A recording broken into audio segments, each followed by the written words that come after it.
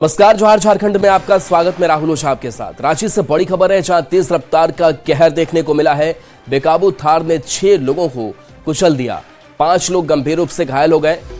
एक की मौत हो गई। घायलों का अस्पताल में इलाज चल रहा है। पुलिस ने आरोपी चालक को गिरफ्तार कर लिया है। एक अन्य चालक की तलाश जारी है। पुलिस ने थार को भी जब्त किया है।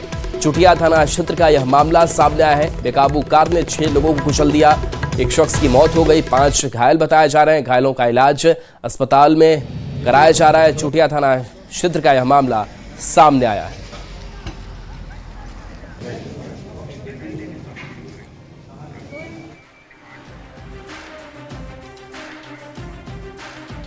सोचना चाहिए कि विधि व्यवस्था बढ़िया से बनाए रखे और घटना हर दिन हो रही है।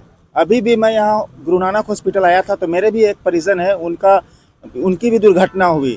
तो ये सरकार को और ये प्रशासन को सोचना चाहिए कि इसमें नियंत्रण कैसे किया जाए, इसमें सुधार लाने की प्रयास करनी चाहिए। और ओम प्रकाश हमारे साथ न्यूज 18 संवाददाता फोन लाइन पर। ओम प्रकाश, ये हादसा कैसे हुआ और कार्रवाई कितनी आगे बढ़ी है इस मामले में? जी, बता दें कि अब तक जो ये पूरा मामला हुआ है, एक पूरा परिवार था जहां पर गृह प्रवेश का कार्यक्रम था। लोग वहां पर पहुंचे हुए थे और उसी दरमियान एक थार जो कार है वो वहां पर मौके पर पहुंची और वो तेज रफ्तार में कई लोगों को अपनी चपेट में ले लिया। खासतौर से अगर बात की जाए तो इस पूरे मामले में जिस तरह से रैश ड्राइविंग की गई है और जिस तरह से इंटेंशनली ये पूरी तरह से अगर कहा जाए तो कार्रवाई गाड़ी जो है वो तेज रफ्तार में लोगों को रौंदने का काम किया, उसे लेकर पुलिस रात भर सक्रिय रही और मामले में एक आरोपी को फिलहाल गिरफ्तार किया गया है। जो थार है उसे भी जब्त किया गया है। जो अतुल चड्ढा उर्फ अतुल सिंह जो है उसे गिरफ्तार किया गया है। जो जानकारी है उसके अनुसार थार अतुल चड्ढा की ही बताई जा रही है, जिसे लेकर पुलिस फिलहाल छानबीन कर रही है और एफएसएल सहित तमाम साइंटिफिक एविडेंस जो हैं वो कार के वो भी निकाले जा रहे हैं। इस वजह से फिलहाल कार को फॉरेंसिक के लिए ले जाया गया है। वहीं अतुल चड्ढा से भी पूछताछ की जा रही है। पूरे मामले में जो जानकारी सामने आई है उसके अनुसार एक आरोपी और भी कार में सवार था, जिसकी तलाश पुलिस के द्वारा इस वक्त की जा रही है और देखना होगा कि दूसरा आरोपी कब तक गिरफ्तार होता है। जो जानकारी अब तक प्रत्यक्षदर्शियों के अनुसार जो कि पुलिस को मिली है उसके अनुसार जो मृतक धर्मेंद्र था, जो कि इस पूरी घटना में एक व्यक्ति जो जिसकी मौत हुई है वो धर्मेंद्र सिंह बताया जा रहा है, जो कि चुटिया का ही रहने वाला है थे मृतक। उनसे बातचीत हुई और उसके बाद ये जो अतुल चड्ढा है उनके द्वारा तेज रफ्तार में कार को लाया गया और उसके बाद इस पूरी घटना को अंजाम दिया गया। तो फिलहाल हम तमाम कड़ियों को जोड़ने का प्रयास जो है वो पुलिस के द्वारा किया जा रहा है। जी, एक और जो चालक था, सवार था, वो अभी भी लापता है क्या? जो जिसकी गिरफ्तारी हुई इससे पूछताछ के जरिए उसका सुराग नहीं मिल पा रहा है क्या? कोई और भी इंटेंशन हो सकता है? अगर बात की जाए तो जो दूसरा आरोपी है उसकी भी तलाश जो है वो की जा रही है और खासतौर से अतुल से भी पूछताछ की जा रही है और उससे पूछताछ के आधार पर दूसरे आरोपी की भी तलाश के लिए पुलिस की छापेमारी जो है वो इस वक्त यहां पर देखने को मिल रही है। तो अब देखना होगा कि फिलहाल पुलिस अब कब तक दूसरे आरोपी को गिरफ्तार कर पाती है और किस तरह से इन तमाम चीजों को लेकर कार्रवाई जो है वो बढ़ती है। जी बिल्कुल। ओम प्रकाश, आवाज आपकी आ रही है। आप मौजूद क्या घटनास्थल के आसपास हैं और क्या जानकारी आपने इकट्ठा कर पाई अब तक? जी, फिलहाल हम इस वक्त अगर बात करें तो लालपुर के इलाके में मौजूद हैं, क्योंकि आरोपी को लालपुर थाने में ही रखा गया है। जो आरोपी चड्ढा है, अतुल चड्ढा, उसे गिरफ्तार कर।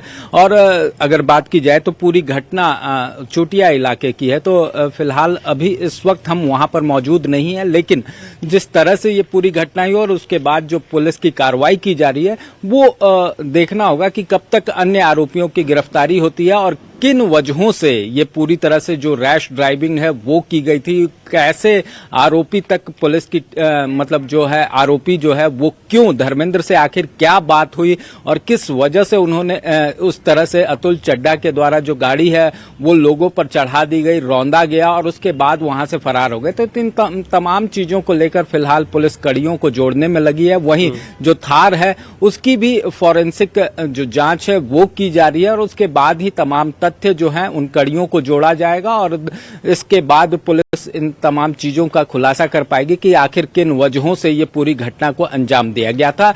वैसे बता दें कि पुलिस इस मामले में हत्या का केस दर्ज कर रही है, क्योंकि जिस तरह से बातें हुई थी धर्मेंद्र कुमार से और फिर उसके बाद कार को जिस तरह से तेज रफ्तार से वहां ले जाया गया, तो इसे देखते हुए तमाम कड़ियों को जोड़ते हुए पुलिस के द्वारा इसे मर्डर के रूप में देखा जा रहा है और मर्डर को लेकर ही जो अब केस है उसे दर्ज किया जा रहा है। जी, अतुल ने कुछ ऐसी जानकारी दी है, फिर उसने इस बात का खुलासा किया है कि जानबूझकर इस तरीके से लोगों को कुचलता चला गया।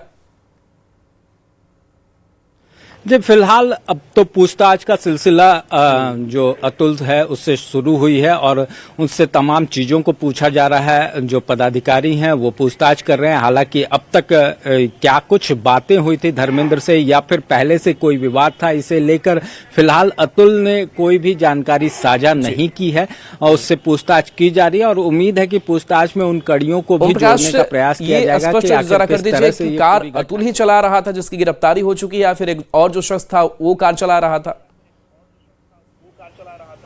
जी, अब तक पुलिस के द्वारा जो जानकारी सोर्सेस के माध्यम से दी गई है उसके अनुसार जो कार है वो अतुल के द्वारा ही चलाया जा रहा था और उसके साथ दूसरा आरोपी जो था वो बैठा हुआ था। अब दोनों नशे की हालत में थे या फिर कुछ अन्य था, इन तमाम चीजों की जांच जो है वो फिलहाल पुलिस के द्वारा की जा रही है। हालांकि बता दें कि जिस तरह से ये पूरी घटना को अंजाम दिया गया उससे कहीं ना कहीं लोग जो हैं वो भयभीत हैं। उनका भी कहना है कि इस तरह की घटनाएं जो हो रही हैं उससे लोगों में डर का माहौल है, क्योंकि 2 दिनों पहले ही कचहरी चौक में भी कुछ इसी तरह की घटना हुई थी जहां पर कुछ युवकों के द्वारा एक किन्नर पर गाड़ी चढ़ा दी गई और फिर उसके बाद एक अन्य युवक को भी कार से धक्का दिया गया, टक्कर मारी गई, जिस वजह से वो भी गंभीर रूप से घायल है। वहीं कुछ दिनों पहले की बात की जाए तो लालपुर इलाके में ही एक बार के समक्ष भी इस तरह की कार्रवाई पर शुक्रिया इस अपडेट के लिए आपका। और देखिए बड़ी खबर, रांची में देर रात हो रहे सड़क हादसों को लेकर के ट्रैफिक वायलेशन और ट्रैफिक जाम को रोकने के लिए रांची पुलिस ने नया एक्शन प्लान तैयार किया है। अब रात में शहर के बाहरी हिस्सों में ट्रैफिक पुलिस कर्मियों की तैनाती रहेगी। रांची एसएसपी ने बताया कि शहर में भी देर रात तक ट्रैफिक पुलिस कर्मी नजर आएंगे ताकि यातायात नियमों का अनुपालन रात के वक्त भी सख्ती से हो सके। लोगों ने कुछ बलों के फेरबदल, कुछ ड्यूटी आवर्स जो हैं उसको बढ़ाकर ताकि देर रात तक रांची में ट्रैफिक पुलिस की उपलब्धता सुनिश्चित हो सके और जो भी शिकायत प्राप्त हो रही है आम जनता से उसका किसी प्रकार से निवारण किया सके, इस सब पे हम लोगों ने चर्चा की थी। जैसे फिलहाल के लिए जैसे एक नेवरी विकास गोल चक्कर के पास ट्रैफिक जाम की समस्या की शिकायत आती रहती है शाम के टाइम में। इसके अलावा नामकुम चौक के पास शिकायत आती रहती है। इन सभी जगहों पे कांटीटार के पास जाम की शिकायत आती है, वहाँ पे कुछ अतिरिक्त बल की तैनाती की। ये 3-4 जगह हैं जहाँ पे कि हम लोगों ने बोड़िया चौक के बारे में हमने सोचा है, बोड़िया मोड़ के बारे में, इन सभी जगहों पे हम लोग चाह रहे हैं कि हम लोग तैनाती करें। और गुमला से बड़ी खबर, जहां टांगीनाथ धाम से लौट रही बस पलट गई, 5 साल के मासूम समेत 2 की मौत हो गई, 50 गंभीर हैं। घटना के बाद परिजनों में कोहराम है। एक ही परिवार के लोग टांगीनाथ गए हुए थे, धार्मिक अनुष्ठान के लिए गए थे, धार्मिक अनुष्ठान करके वापस आ रहे थे, तभी यह हादसा हुआ। पुराने शंख घाट मोड़ के पास का यह हादसा बताया जा रहा है, जहां टांगीनाथ धाम से लौट रही बस पलट गई, 5 साल के मासूम समेत 2 की मौत हो गई है, 50 गंभीर हैं जिनका इलाज अस्पताल में कराया जा रहा है।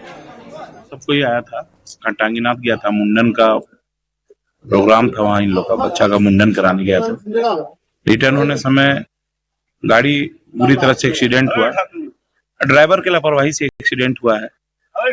आए दिन जो प्रशासन जो जांच करती है, इसमें कभी कभी जनता आवाज उठाती है कि जांच नहीं करना चाहिए, लेकिन देखिए आज कितना बड़ा घटना घटा। इसलिए मैं लोगों से अपील करता हूं कि चाहे कहीं पर भी किसी को भी भेजे गाड़ी से तो ड्राइवर अच्छा होना चाहिए। दारू पी के, शराब पी के जो गाड़ी चला रहा है, कम से कम ये चीज नहीं होना चाहिए। रुपेश हमारे साथ न्यूज 18 संवाददाता फोन लाइन पर है। रुपेश, अभी भी 50 लोगों की स्थिति गंभीर बताई जा रही, ये कैसे हैं और घटना क्या हुई है? जी, आपको बता दें ये जो पूरा मामला है गुमला के बाबा टांगीनाथ सिमडेगा के ठेठे टांगर से जो लोग हैं मुंडन कार्यक्रम में शामिल होने के लिए बस से बाबा टांगीनाथ धाम गए थे, जहां पे मुंडन का संस्कार संपन्न होने के बाद सभी लोग वापस अपने घर की ओर लौट रहे थे। उसी दौरान शंख मोड़ के समीप में जो बस है अनियंत्रित होकर के पलट गई और इस घटना में आपको बता दें 5 वर्ष के मासूम बच्चे के समेत में एक महिला की दबने से मौत हो गई, जिसके बाद मौके पर 50 लोग से अधिक जो वाहन पे बस में बैठे हुए लोग थे वो गंभीर रूप से घायल हो गए।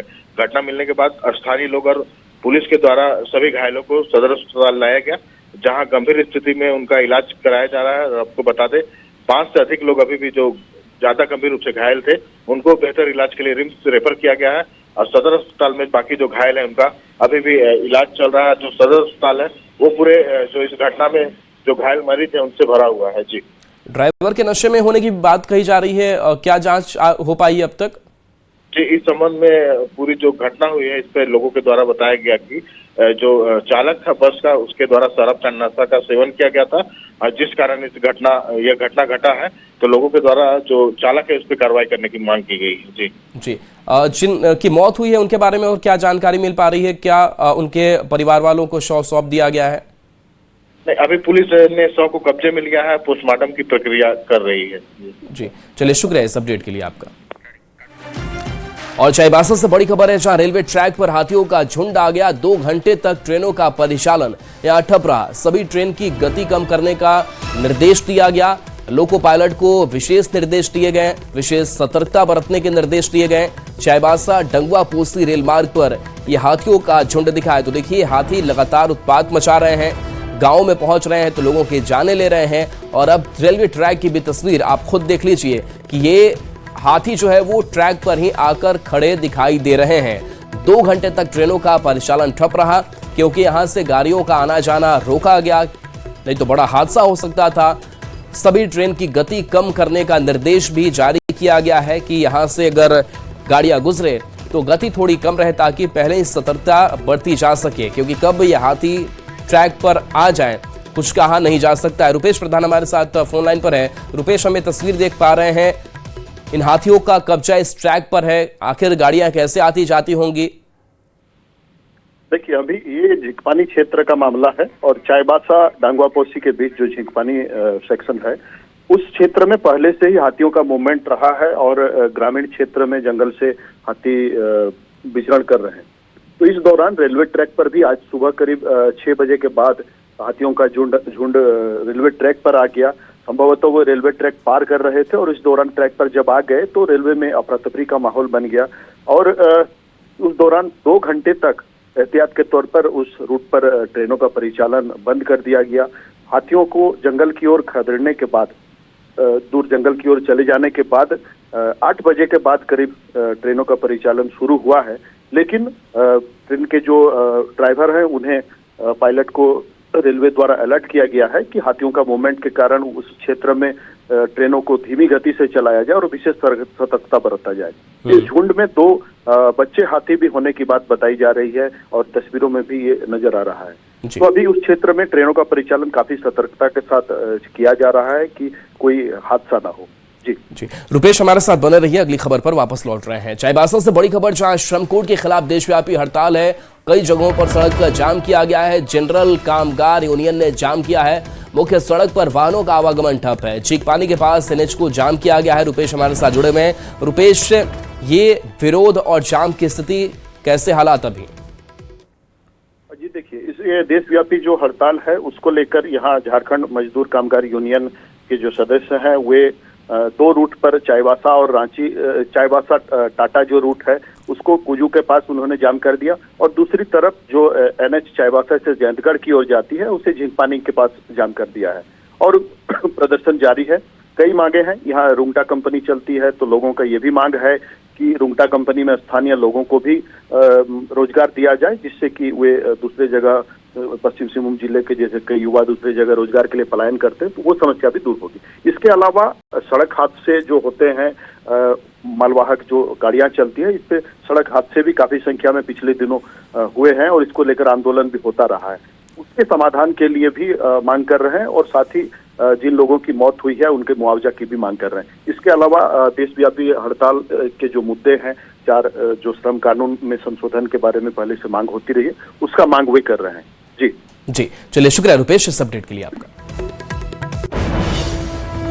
देखेंगे तो आए दिन लोग मर रहे हैं। जब सड़क दुर्घटना हो रहा है तो यहाँ पर मुआवजा तक नहीं मिलता है। हम लोग ऐसे में मांग कर रहे हैं NH 220 सड़क पर नो एंट्री लागू करे और यहाँ आज पूरे देश में ये देशव्यापी हड़ताल है, क्योंकि केंद्र सरकार आज श्रम कानून में संशोधन कर रहा है। वो संशोधन कर 4 कानून में संशोधन कर उसका हम लोग विरोध करते हैं और हमारा यहाँ जो अस्थायी लोग के सवाल पर, यहाँ रोजगार के सवाल पर हम लोग धरना दे रहे, हड़ताल कर रहे हैं। रामगढ़ से बड़ी खबर है, जहां 4 श्रम कोड के खिलाफ देशव्यापी हड़ताल जारी है। सड़क पर श्रमिक संगठन के लोग उतर आए हैं। कोयले के डिस्पैच को ठप करा दिया है।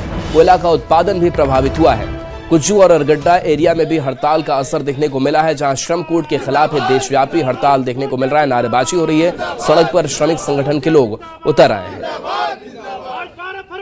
कानून लेकर पूरे झारखंड में बंद है और खासकर बड़का सेल एरिया में संयुक्त मोर्चा में एक ऐतिहासिक रहा। एक भी कोयला बाहर नहीं जा रहा है और एक भी कोयला, अगर ये श्रम कानून बंद नहीं होगा तो मजदूरों के हित में काफी नुकसान होगा और देश का भी नुकसान होगा। जमशेदपुर से बड़ी खबर, जहां दिन दहाड़े व्यापारी कन्हैया यादव की गोली मारकर हत्या कर दी गई, जिसके बाद परिजनों ने शव को गोलमुरी थाने में रख पुलिस के खिलाफ जमकर विरोध किया। आक्रोशित लोगों ने थाने का घेराव कर देर रात तक हंगामा किया और जल्द से जल्द आरोपियों की गिरफ्तारी की मांग की। इस घटना को लेकर बीजेपी ने भी आक्रोश जताया है। तो व्यापारी की गोली मारकर हत्या कर दी गई है और इस हत्या के बाद से बीजेपी ने भी लॉ एंड ऑर्डर पर सवाल उठाया है। ये तस्वीर, जहां लोगों का आक्रोश भी इस हत्या के बाद से फूट पड़ा है।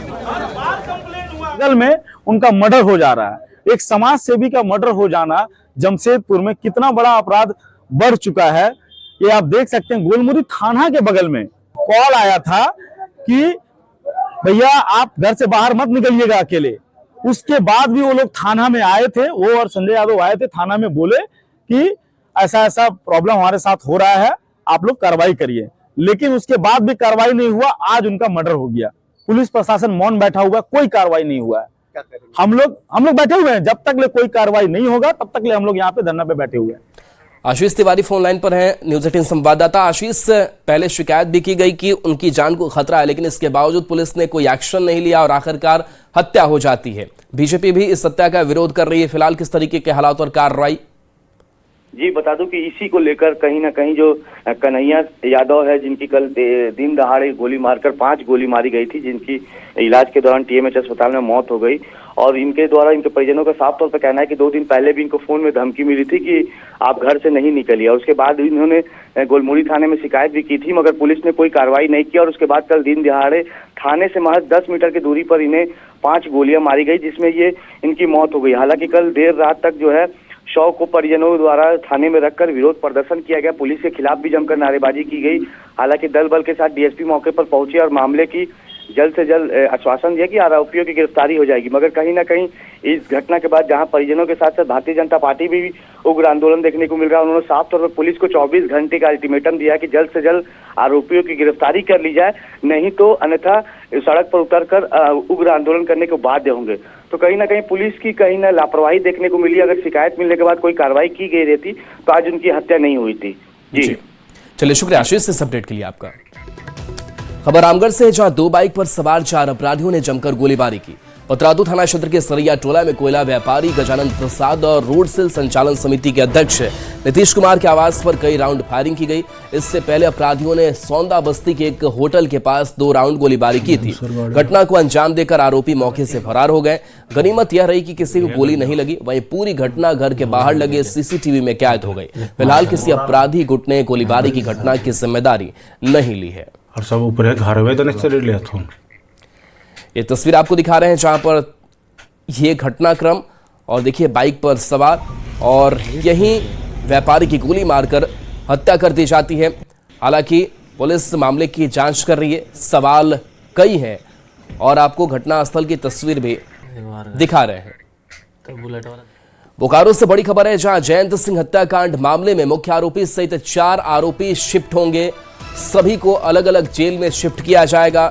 विनोद कुमार को चाईबासा जेल भेजा जाएगा। मुकेश राय मधुपुर, दीपक घाटशिला जेल जाएंगे। अभिषेक कुमार को सिमडेगा जेल भेजा जाएगा। मुख्य आरोपी विनोद कुमार मेयर प्रत्याशी बोकारो डीसी ने दूसरे जेल भेजने की मांग की थी। प्रशासनिक दृष्टिकोण से ये शिफ्ट किया जाएगा कि ये सभी एक साथ ना रहे, इसलिए इनको अलग अलग जेलों में शिफ्ट किया जाना है। तो मुख्य आरोपी जो है विनोद मेयर प्रत्याशी है। बोकारो डीसी ने इसकी मांग भी की थी कि शिफ्टिंग जो है इन आरोपियों की अलग अलग कर दी जाए। इसको लेकर के आईजी को पत्र भी लिखा गया था और इस पूरे मामले में अब एक्शन हो रहा है। प्रशासनिक दृष्टिकोण से शिफ्टिंग हो रही है। रामगढ़ से बड़ी खबर है, जहां कोर्ट के आदेश के बाद पुलिस ने फरार चल रहे कुख्यात गैंगस्टर राहुल दुबे के कुचगोपी क्षेत्र के आवास की कुर्की जब्ती की कार्रवाई की है। कोयला कारोबारी के पुत्र पर गोली चलाने के मामले में कोर्ट ने आदेश दिया, जिसके बाद भारी पुलिस बल की मौजूदगी में कार्रवाई हुई। इस दौरान डीएसपी सहित कई लोग मौके पर मौजूद रहे। पुलिस अधिकारी ने बताया कि यदि आरोपी जल्द आत्मसमर्पण नहीं करता है तो आगे भी कार्रवाई जारी रहेगी। जमशेदपुर से बड़ी खबर, जहां केबल कंपनी परिसर में लगी आग, दमकल ने आग पर काबू पा लिया है। कई गाड़ी ने मशक्कत से आग पर काबू पाया है। बदमाशों के चिंगारी फेंकने की भी आशंका है। पहले भी कंपनी में आग से नुकसान हो चुका है। सुरक्षा व्यवस्था पर गंभीर सवाल खड़े हो रहे हैं। पुलिस मामले की अब जांच में जुटी हुई है। गोलमुड़ी थाना क्षेत्र का यह मामला सामने आया है। तो दमकल ने आग पर काबू पा लिया है, लेकिन बताया ये जा रहा है कि बदमाशों ने चिंगारी फेंकी होगी और आग जानबूझकर ये लगाई गई होगी।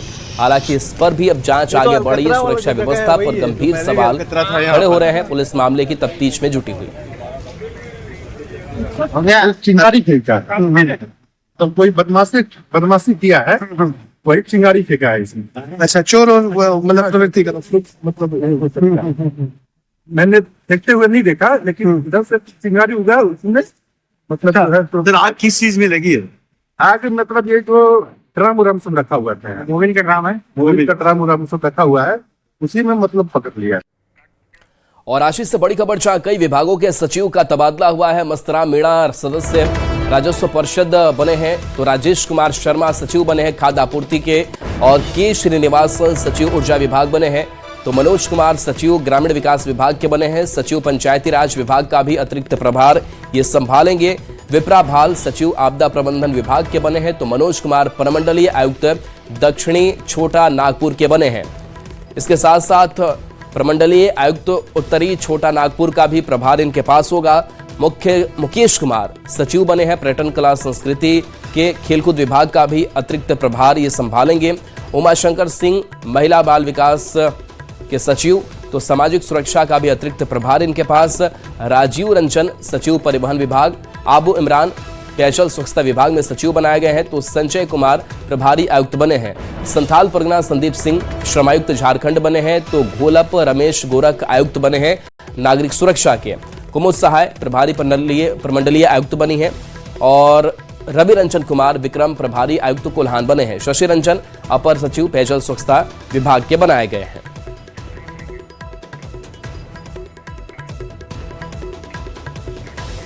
और चलिए छोटे से ब्रेक का वक्त है, जल्द वापस आते हैं।